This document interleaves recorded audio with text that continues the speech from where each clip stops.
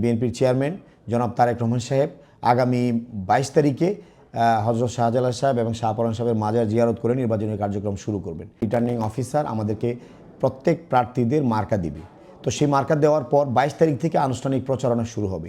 সেক্ষেত্রে প্রতিবারের ন্যায় আপনারা জানেন বিগত সময়েও নির্বাচন শুরুর প্রাক্কালে আনুষ্ঠানিক প্রচার কার্যটা আমাদের নেত্রী প্রয়াত বিএনপির চেয়ারপারসন দেশনেত্রী বেগম খালেদা জিয়া সিলেট মাজার শাহজালাল সাহেবের মাজার এবং শাহপরান সাহেবের মাজার জিয়ারত করেই নির্বাচনী কার্যক্রমটা শুরু করতেন।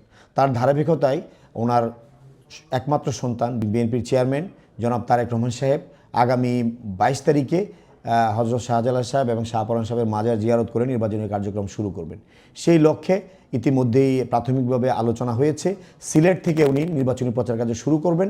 পদ্মা সেতু, মেট্রো রেল এবং এলিভেটেড এক্সপ্রেসওয়ে নির্মাণের গর্বিত অংশীদার বসুন্ধরা সিমেন্ট। পর্যায়ক্রমে সিলেট, মৌলভীবাজার এবং হবিগঞ্জ, ব্রাহ্মণবাড়িয়া হয়ে কিশোরগঞ্জের ভৈরবে একটি জনসভা করবেন।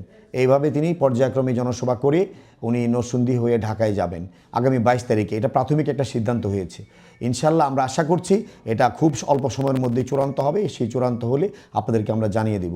আমরা ইতিমধ্যেই অনানুষ্ঠানিক প্রচার কার্য শুরু করেছি 22 তারিখে সামনে রেখে, এবং আশা করছি আমাদের বিএনপির চেয়ারম্যান এবং আগামী দিনে বাংলাদেশে যাকে নিয়ে সমস্ত কিছু মানুষ স্বপ্ন দেখছে তার এই জনসভাকে একটা জনসভায় রূপান্তরিত করার পরিকল্পনা নিয়ে আমরা এগিয়ে যাচ্ছি।